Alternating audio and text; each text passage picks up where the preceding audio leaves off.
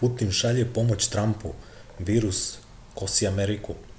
Ruski avioni sa opremom samo što nisu poleteli. Ruski avion sa medicinskom tehnikom i sredstvima zaštite trebalo bi da poleti u SAD do kraja dana, saopštio je portparol Kremlja Dmitri Peskov. Danas je rađena tehnička koordinacija i pripreme za slanje aviona koji će, kako se očekuje, poleteti do kraja dana, rekao je Peskov. On je dodao da se o ovoj pomoći razgovaralo sinoć tokom telefonskog razgovora predsednika Rusije i SAD-a, Vladimira Putina i Donalda Trumpa. Sa ruske strane, zbog teške epidemiološke situacije u Americi, predložena je bila pomoć u medicinskoj tehnici i sredstvima zaštite.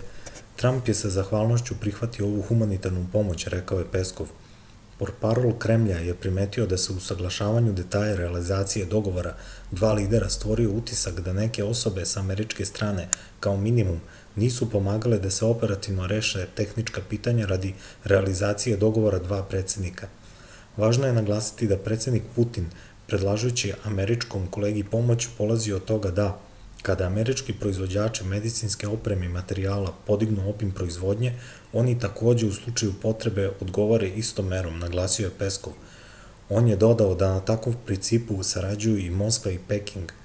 Sada, kada ove situacije dotiče sve, bez izuzetaka nema alternative zajedničkoj borbi u duhu partnerstva i uzajamne pomoći, zaključuje portparol ruskog lidera.